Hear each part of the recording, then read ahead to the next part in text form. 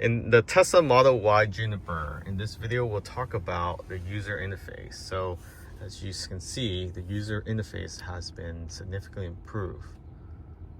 Graphics, the smoothness of the actual display itself, and the hardware is very seamless compared to the previous version.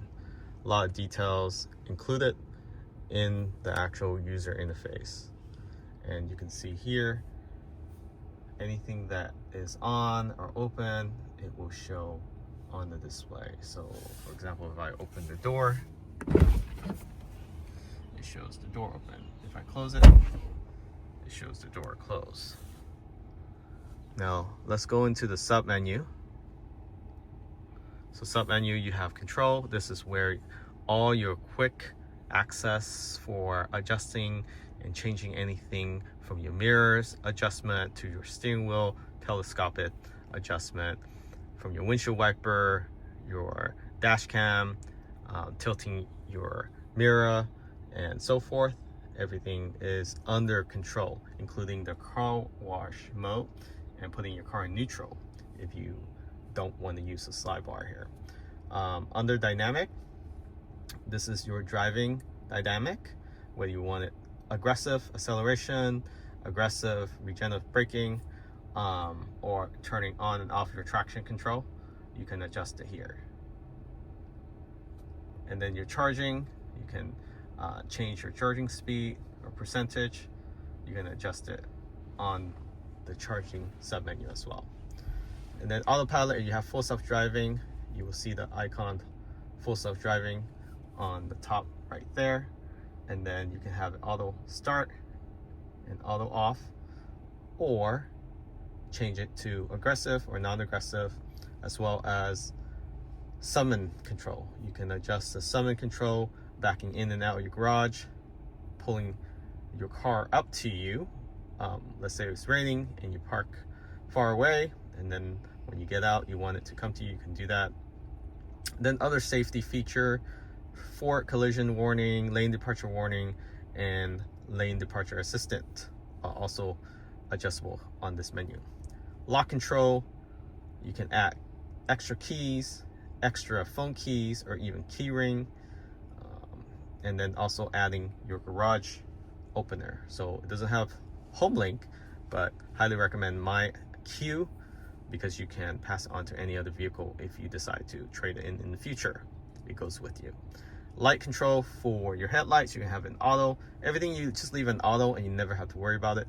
Ambient lighting, dome light also can be adjusted here, whether you want it on during daytime or night only. Seat control, you can move up and down the passenger seat and fold the 2 rear seats or 3 rear seats in the back from this display, and turn on child safety lock. Display brightness, clean the display, you can turn off the display. And then languages, text, format, and how you want the time and energy display, distant, kilometers, temperature Celsius, tire pressure, and so forth. Schedule, firmware update, or precondition, or when to charge your vehicle, you can control it under schedule. Safety, this is mainly about your dash cam and also your blind spot warning, cross traffic for the rear and the front, so it gives you warning. You can lock your glove box with the pin, lock the vehicle with the pin, and also turn on valet mode, so limit the acceleration, and also lock your front trunk and glove box. Service tells you your tire pressure, and then anything you can do. Usually the service center will deal with this, or when you're towing, you want to turn that on. You can also see and calibrate your camera and test your battery health.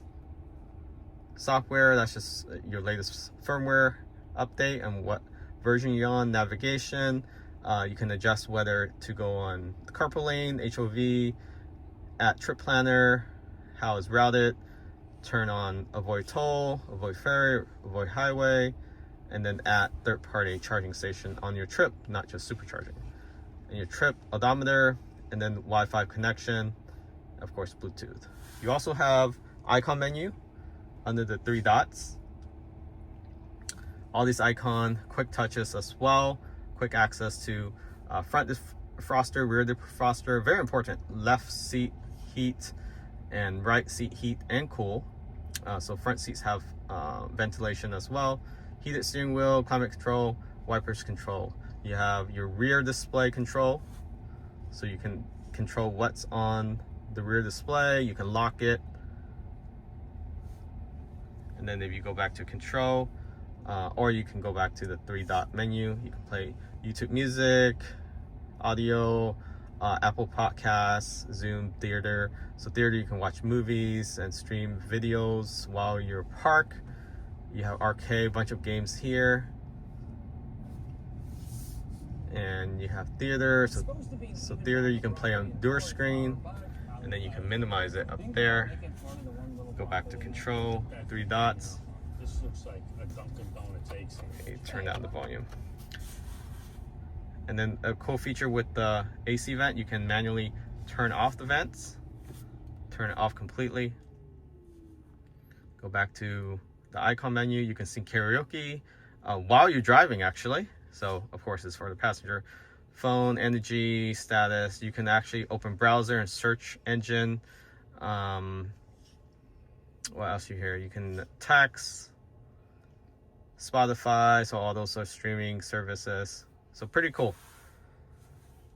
Of course, you can also move the icon around. So if you open this up, let's say I want to, I don't know, sing karaoke a little bit more often. I can move this icon down, and then now I have the icon on the bottom here for quick control. So you can play around with this, kind of like an iPhone.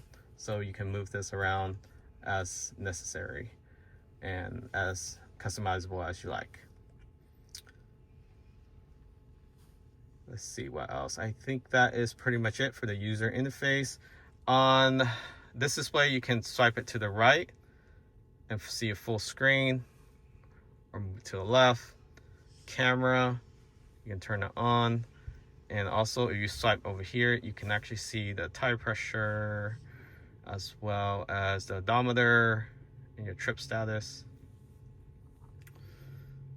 And that is it. There's some Easter egg in here where you can actually open up under toy box. So you can turn on the light show, play jokes, and turn on the fart noise, change the color of your vehicle. You can turn the speaker on outside and speak through your mic inside the car and make announcement, play songs, plug in USB, and so forth. Fireplace, you can turn it on. You can do sketch, switch to Mars, play Santa, Rainbow Row, and so forth. So that is it for the user interface. Hopefully you find this video helpful. If you're on the market for a Tesla Model Y Juniper and this video has helped you make that decision, please use the link in the description of this video for additional saving. Thanks again. Catch you all next time.